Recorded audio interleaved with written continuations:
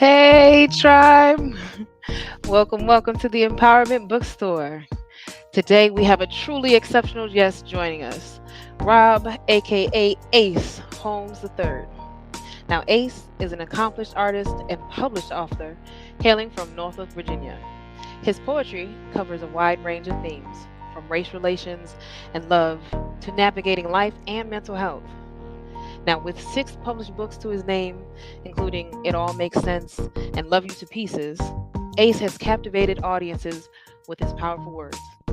Get ready to be inspired as we dive into Ace's creative journey and explore the transformative power of his poetry. All right, y'all, without further ado, I got to bring the man with the plan to the stage. You know how I always struggle with this part. Hold on. Here we go. I'm bringing him in just for you. Hey, Peace. peace. How are you doing this evening, brother? Doing good, feeling relaxed. I like Definitely, it. definitely excited for the opportunity to. I think that's kind of one of my goals with this new book is to try to get out here more and be more forward facing. So It is definitely a thing that we definitely need to do. Use this social media mhm. platform and expose ourselves for the creative beings that we are. It is definitely difficult, though. So I'm glad that you were Mhm. able to join us today.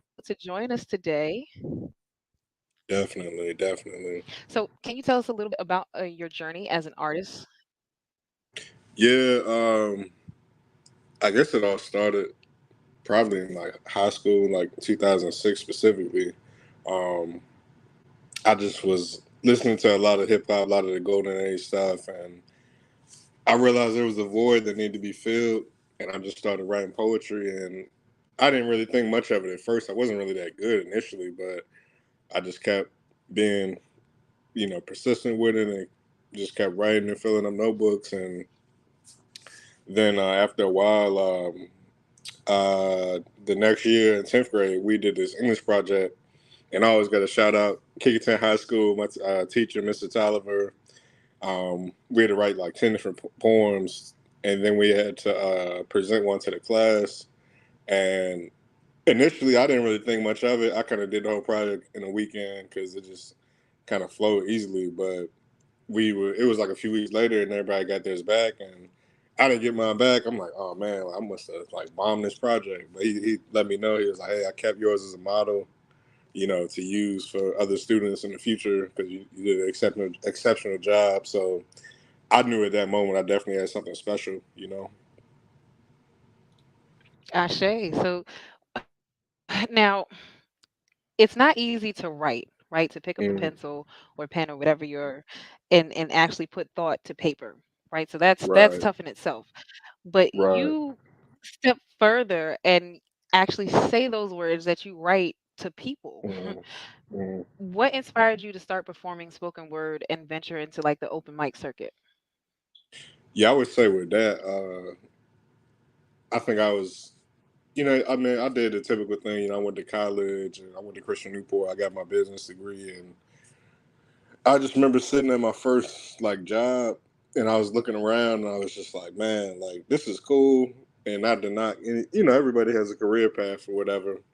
But I just knew I wanted something more. Like I felt a void in my soul, and I felt like performing my pieces would kind of fill that void, and it did way more than that. It became an outlet, and it's really a really dope art scene we have here in the community. So yeah, I think just from that initial knowing internally, like, hey, like I have more to say than, and I'm not like I said, I'm not knocking anybody's hustle. People got to feed their families and things like that. But I just knew in something internally was like I have to do something additional to kind of fill that void. So that's where that came from.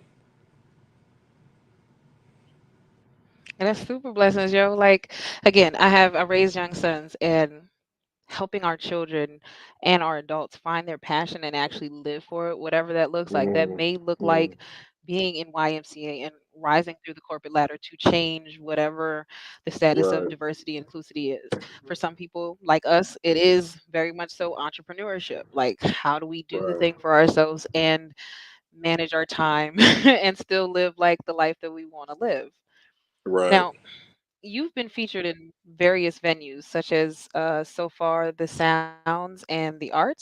How would hmm you say these experiences have shaped your artistic development? Um, I think the arts was probably one of the first, like, outside of the open mic community, like things that I got to perform at, and it was a while ago, so it was good though. I remember we were outside on the stage. It was pretty dope. I think probably my biggest performance I've had is the So Far Sounds up in Richmond. My buddy kind of asked me like, "Hey, you want to perform in this thing?" And I was like, "Yeah, that's cool." And I thought it was gonna be like a little coffee shop, but it was like a private event, and I was the only spoken word artist. Like the other acts were like um, musical acts, and some of them were like folk. So it was a way different vibe than I was kind of accustomed to. But I definitely remember like going outside to practice and getting on rehearse and stuff. So it was definitely a lot of good exposure. And I think that was the time that I put out "Love You to Pieces," which was like I know it was like spring of 2018. Um, but yeah, that was a really phenomenal event for sure. Oh man, that's phenomenal. It's a great leading question too. But you've got 6 published books under your belt, right? Right. hmm Sheesh. Now, Yeah. can you share with us the inspiration behind some of your notable works, like the one you mentioned, "Love You to Pieces" Yeah. or "It All Makes Sense"? Yeah, I think well, it all makes sense. That came out in 2017, and to be honest with you, I didn't really know much about like publishing per se. My buddy just kind of told me, "Hey man, like you write all this dope stuff. You might want to look into publishing some of your stuff." And I was like, "All right, like I'll look into it." And I did some research. I kind of sat down with the computer and was looking up self publishing, and I found Kindle, or like what is it called, Kindle Direct Publishing, or KDP. I found that to be pretty useful because I was already familiar with like Word and everything. So yeah, that first one is almost like a compilation in a way because I touch on a lot of different things. I touch on like relationships. I touch on like police relations and just kind of my life sprinkled throughout that book. And I think for when I did Love You to Pieces the next year, I definitely wanted to have a more singular focus, and I knew that with Love You to Pieces, I think, at least from what I know, like seeing black men talk about, love, and not only the romantic type of love, but like the being vulnerable, being exposing like your soul and like factors like that. I think that's what pushed me to really pursue that work, and I broke it up into 4 parts. It was a really really dope well received body of work, and it's obviously I think honestly right now like I think it's like my magnus opus. Like whenever I write something, I'm really trying to top that. So yeah, it's definitely my favorite body of work so far. Sheesh, listen, I love the wordplay that you use, sir. You know what I'm saying? Body of work. Yeah, I mean, I'm just over here cheesing like, yes, literacy. We love it. We yeah, encourage it. You know what I yeah, mean? Read more, hmm learn more, change the globe. Ain't that what the song definitely, say?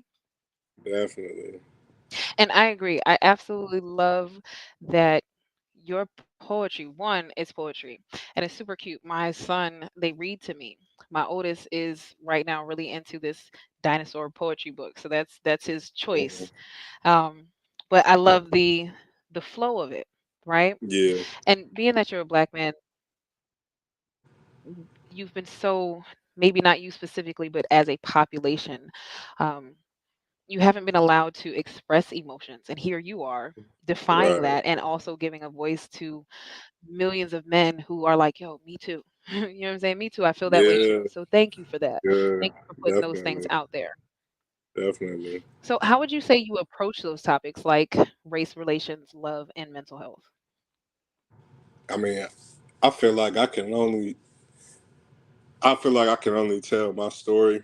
Like I can't sit here and tell. I haven't been in other people's shoes, but I try to start. It usually starts really with a line, or like if I have a topic in my head or something, or maybe a title, and then I just kind of go down the line and see what I can come up with. Um, some pieces, like I know one of my favorite pieces is called Politically Charged. Um, and I talk about like the prison industrial complex and um, different factors like that. And I talk about an experience when I was back in the day, got caught up in a legal situation and things like that. But um, it's just, I think a lot of it comes from just my life experience and trying to articulate that.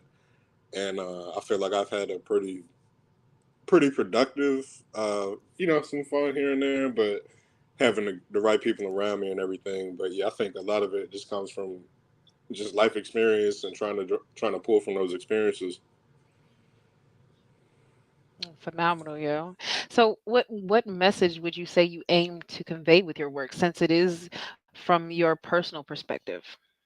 Um, I would hope that with my work that it resonates personally, especially with some of the performance pieces, because I know I think since I've been publishing books, I think probably now for a while, um, I know some stuff that I write is like it's more for that reader to open that up and get like a cup of coffee or tea and like I can leave it at that. But those performance pieces in particular, I think they just have a little more like to them, and I try to kind of just leave it all on the stage, and just articulate everything the best that I can and from my experience. And I did want to give you a piece near the end. Um, that I think that was something you mentioned, so I wanted to do that as well. Oh yeah, definitely. That will Yeah, be a phenomenal way to close it out. Now, am I correct? You do have experiences supporting other poets with their books of poetry. Is that correct? definitely, yeah, yeah, definitely. That's amazing. So how would you say that that collaborative process influences your own artistic growth? Um, I think for me, it definitely helps me get like a different perspective, because they're writing from their point of view. They might have been through countless things that I've probably never been through in my life. So I think just having that kind of selflessness, because I knew after I did my first book, I was like, all right, it wasn't like too difficult. It was a pretty smooth process. The only like hiccup, not hiccup, but the only thing that you have to kind of wait around for is them to like approve your book, and once it's approved, it's out there like online and stuff. But I love helping my homies out, my friends to me, our extended family. I've been an editor multiple times, and that honestly brings me probably as much joy as doing my own work. Because I know I can sit down and focus and do my own work, and I put more stuff out. But I really like being able to be of service and to give that insight to my loved ones and my family and friends and stuff. So it means a lot to me for sure.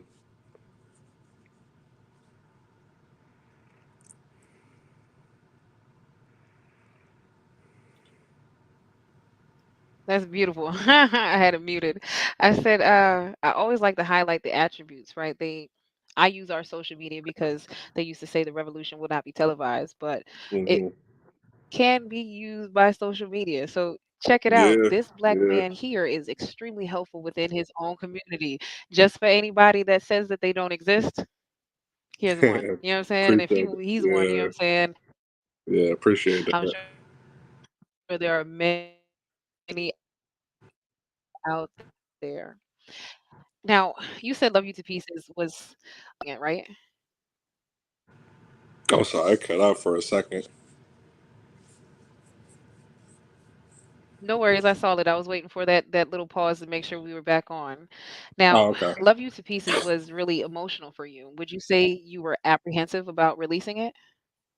Initially, yeah, because it was a lot of like pretty much every piece in that book for the most part is dedicated to someone I've either I guess admired or been involved with. So I was thinking like, man, like I know I don't drop names in my poetry. I don't know if that's a thing. I guess I'm an old school kind of person, so I don't want to compromise anything. I don't want to get a lawsuit, so I don't want to get a cease and desist. But I was apprehensive Right. because I was like, man, like my first book was like kind of all over the place. I didn't really have much structure to it, but it was still a good body of work. And then now with this, I'm like, hyper focused on love, and I'm like, man, like, and I think that's like a cliche that I see with poetry, at least especially on social media. It's like um certain not certain people, but I feel like some people are seen as being only like you can only do romance, you're one trick pony, and it's like nah, like I got many layers, but I do know a few things about love and navigating relationships, managing relationships. So I wanted to highlight that. So I feel like that's what I was able to do with that particular body of work. I love it. And I love that you share that, right? Um, I'm a music head, so there's I forget who sang the song, but it's what you know about love. Like the girl is singing to him, like what you know Yeah, about love, and he's like, "Yo, I know a lot. Like I know I'm yeah, a yeah. thug or whatever, but I'm a big music I head still too, know a so thing or two." I definitely understand. Yeah. Yo, so how do you see your art form, specifically your poetry, contributing to empowerment and personal growth? Um, I would just say I know I've been through a lot of like phases in life from you know having having like good things, having a good job, and having good good relationship to the end or the dissolve it or the breakup of that relationship, and then you're like, all right, I got to figure this out on my own. So I think I just try to.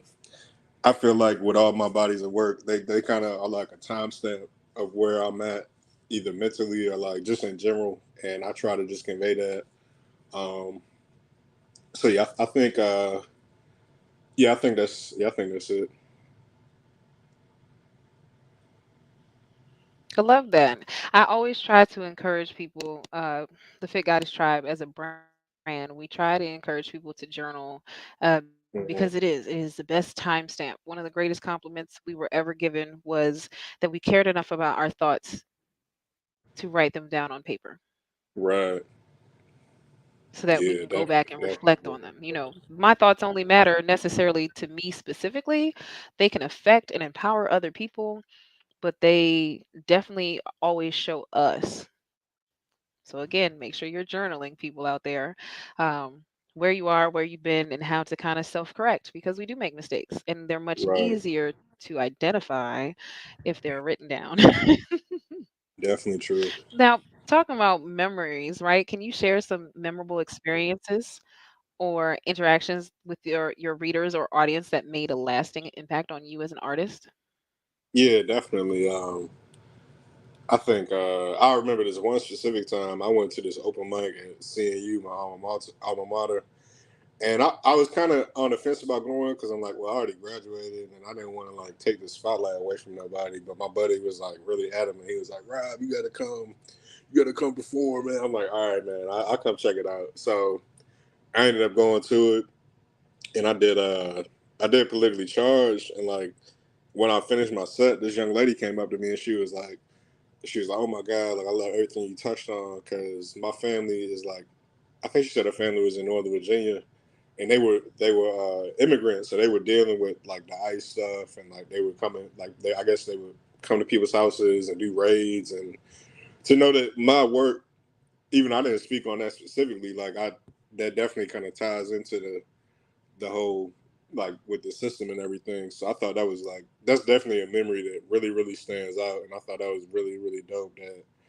she didn't have to come up to me and say anything, but the fact that she did that really meant a lot to me for sure. Yeah, your work is encouraging people to speak up Yeah, and be connected. That's phenomenal. yeah. So I have one further question, and then I'm gonna drop myself out, and you can go straight into your poem. And once you're finished with Okay, your poem, I'll drop you out, and I'll do my little closing. Okay? okay, So my last question is, what can we expect from you in the future? It's kind of a two-part question. Are there mhm. any upcoming projects, creative endeavors that you'd like to share with our listeners? Yeah, I can share a couple of things. I think number one is I know my next book I'm gonna drop it around probably around Valentine's Day.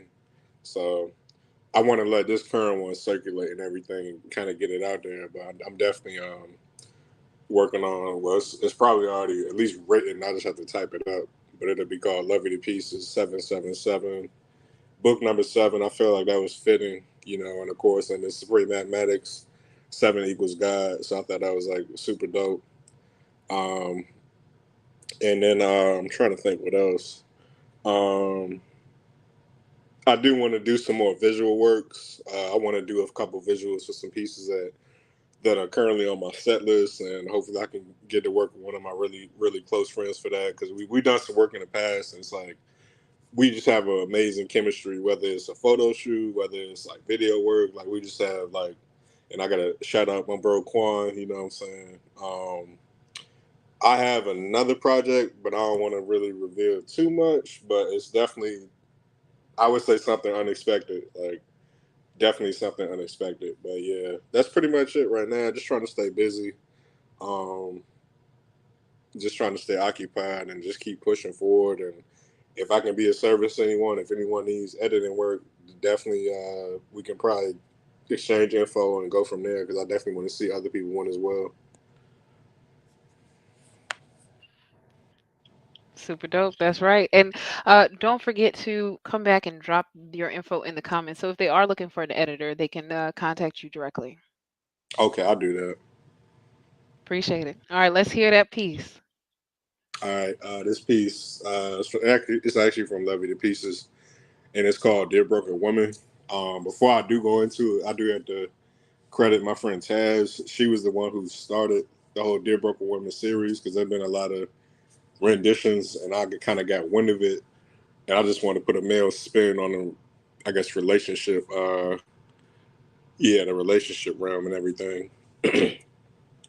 I'm only human, inconsiderate, inconsistent. The ignorance is painstakingly pitiful. Finally realizing what I've done to you, leaving such a beautiful creature in a condition nothing less than critical. What about well wishes, the former misses, flings and silly things we've done to show her she might be the one? Never mind, change of heart, don't fret. A cup runneth over with regret and guilt. As far as opportunity is concerned, I missed it. Our shared life is now a mere memory, fading in the cloud of smoke. Thank you, Queens, for structuring an even stronger, more unbreakable man. Life lessons pass through your hands. Your voice used to be music to my ears. Each time hearing you speak, state your opinions so effortlessly. And I'm not perfect, but I guess we'll see. In due time, we might catch up. You learn that nothing's different, yet so much has changed. I'm yearning to scream at the top of my lungs. I'm not the same, as if you'd have believed that, but it's in fact true. I still and will always adore you, unbroken woman.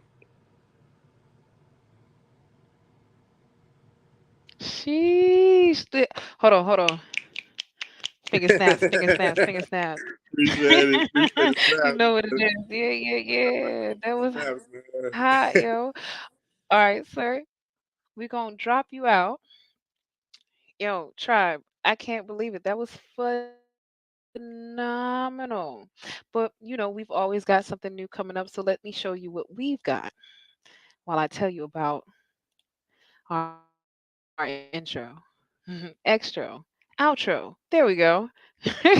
So thank you all for joining us on this enlightening episode of the Empowerment Bookstore podcast with our incredible Rob Ace Holmes. We hope you were inspired by his artistic journey and profound themes explored in his poetry. From his early beginnings to captivating audiences at renowned venues, Ace has left an ineligible mark on the world of spoken word and literature. His published works, including It All Makes Sense and Love You to Pieces, offer deep insights to race relations, love, relationships, and the complexities of life and mental health. Ace's willingness to share his vulnerability for greater good is truly admirable. As he aims to uplift and guide others through his art, his dedication to both his own craft and supporting fellow poets exemplifies the power of collaboration and artistic growth. We extend our sincere gratitude to Ace for sharing his experience and reflections with us. Be sure to check out his books and explore his transformative power of his poetry. And remember, stay tuned for more empowering episodes on the Empowerment Bookstore, where we continue to bring you engaging conversations with remarkable authors and artists. Remember, each word has the potential to inspire, uplift, and create positive change. Don't forget, keep reading, keep exploring, and keep empowering yourself and others through the written word. Oh, and don't forget, check this out, tribe. Coming July 29th. You know, this is my birth month, so we're celebrating super deep. right? I hope you will all join us and the authors that have been featured on this show out at Paperbacked Ink, all booked up. That's 9716 Warwick Boulevard in Newport News. And don't forget, there is a nice little scan code. You can go to our Eventbrite and go ahead and register. This first meet and greet will be tons of authors willing to share their experience and all of that. I hope you join us soon. Catch you later, tribe. Peace.